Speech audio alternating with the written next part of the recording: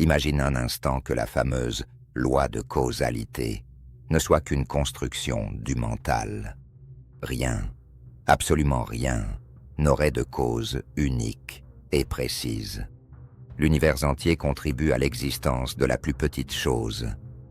Rien ne pourrait être tel qu'il est, si l'univers n'était pas tel qu'il est.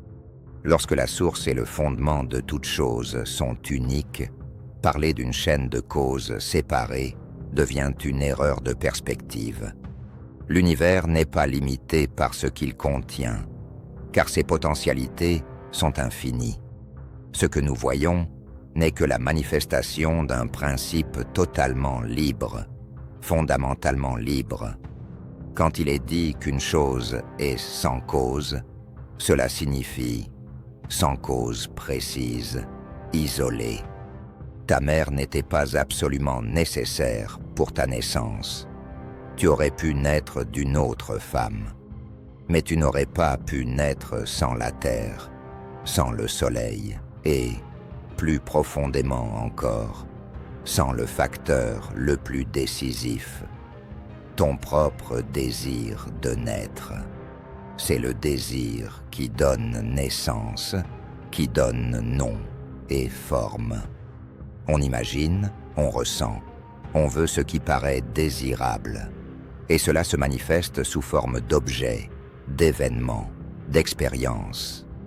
Ainsi se crée le monde dans lequel chacun vit, un monde personnel, coloré par ses propres désirs. Le monde réel, lui, est au-delà du champ du mental. Nous le voyons à travers le filet de nos désirs, qui le découpe en plaisir et souffrance, juste et faux, intérieur et extérieur. Pour voir l'univers tel qu'il est, il faut passer de l'autre côté de ce filet. Ce n'est pas difficile. Le filet est plein de trous. Que sont ces trous? Ce sont les contradictions de notre propre vie. À chaque pas, nous faisons et défaisons.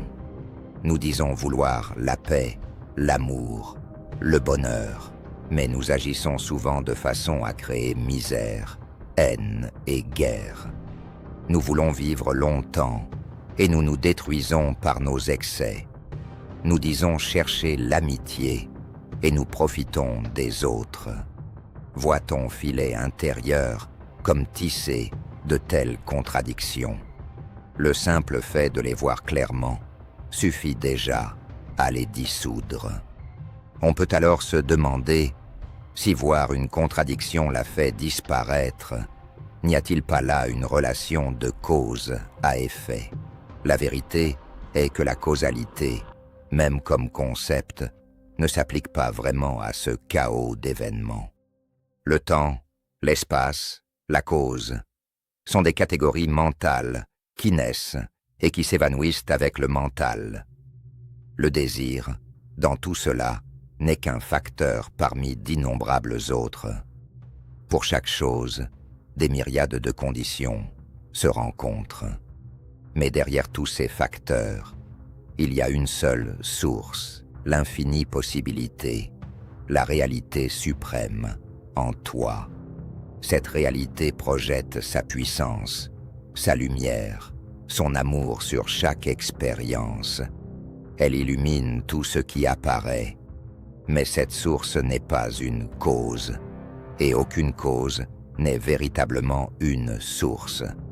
C'est pourquoi l'on peut dire que tout est, au fond, sans cause.